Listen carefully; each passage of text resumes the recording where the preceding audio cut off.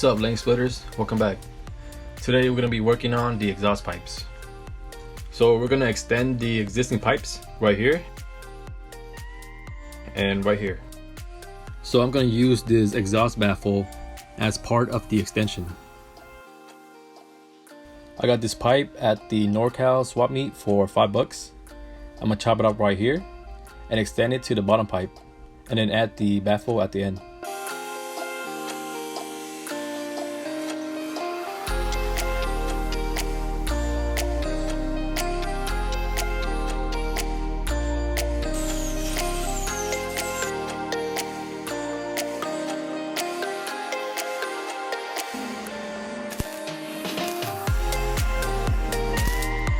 A few moments later. So I found these steering bearing shells that I don't need. So I'm gonna use them as the tips for the exhaust pipes.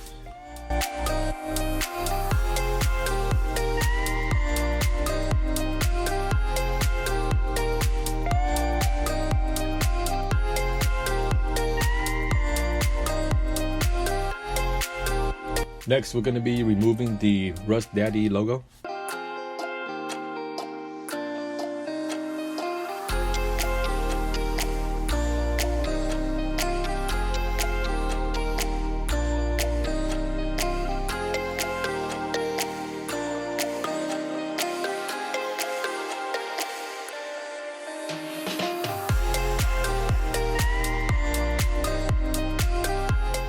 Next, we're gonna shorten the gap from the frame to the seat.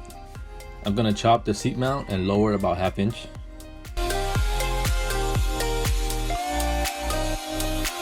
Alright, just chop these off about ½ inch. Now we're gonna weld them together. Just got the seat back on. Looks a lot better in my opinion.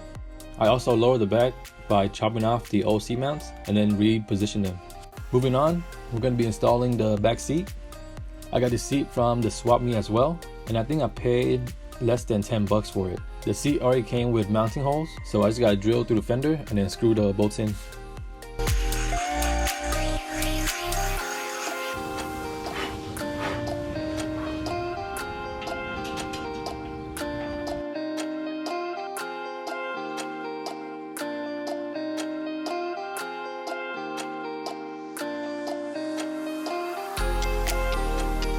Next up will be the exhaust brackets.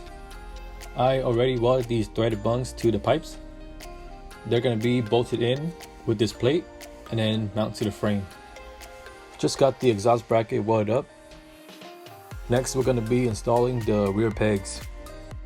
As for the rear pegs, I found these laying around in my toolbox. So let's save some money and make use of them.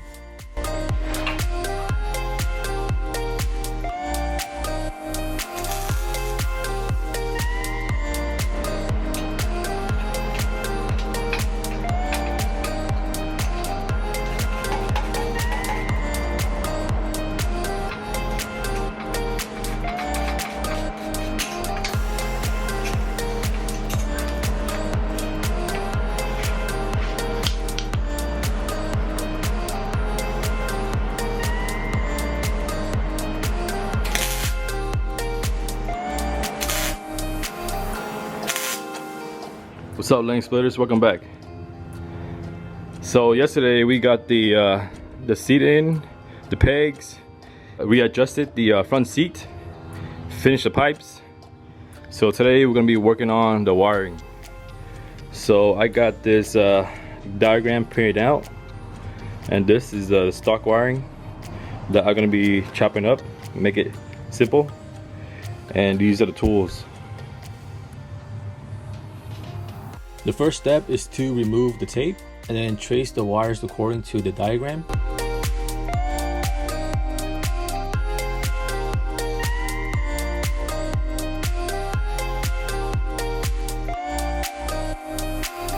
So I just finished detaping the harness.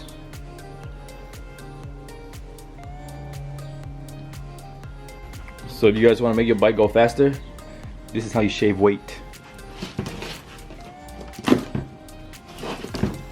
You just save yourself 3 ounces. This is the push start button that I'm going to be running.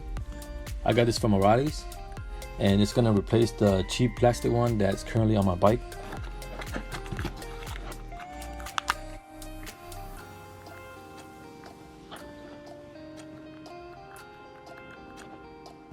Shout out to Vu for letting me use this kit. It's gonna make my own harness instead of using the stock one. So for the starter switch, you only need 3 wires: the yellow and red, the black and white, and the black. For the black and white and black, you fuse them together. Alright, just got 1 wire in. Time to add more. Just finished the first harness. This is my starter button. There's only 2 wires. This goes to the brake switch. When you press the front brake, the brake light will go on. And then the red wire is power to the headlight. Okay, so I'm not running a neutral light or turn signals or high beam. So I'm gonna trace down this whole harness right here, trace it down and get rid of it. So this orange wire right here is the left rear turn signal, which I don't need. So I'm gonna trace it down all the way down and I'm gonna get rid of it. Alright, got the orange. Don't need. Alright, next up is this light blue wire. The light blue wire is the right rear turn signal. So we're gonna do the same, trace it and then get rid of it. Just making a new harness for the rear brake. From there, go down here. Alright, next we're gonna be working on the headlight. This one is the red one is the low beam, the yellow is high beam, and the black is ground. So I'm not gonna run high beam, so I'm not gonna wire this up. I'm also running a toggle switch for the headlight.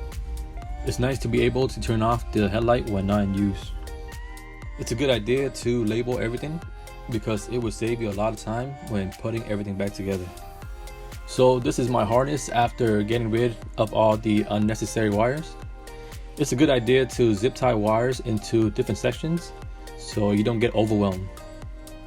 In the spirit of keeping this a budget bill, I got this 4-inch plastic pipe from Home Depot and I'm going to use it as my electronic box. So you can buy these caps at Home Depot as well. They're a 4-inch ABS plastic that you can use for your electronic tank.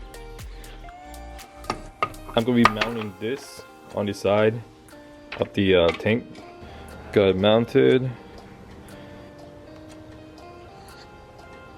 So I replaced the square strut with this round tubing. The reason is because the thickness of the square strut was a lot thinner than this one. I also welded mounting tabs for the electronic tank.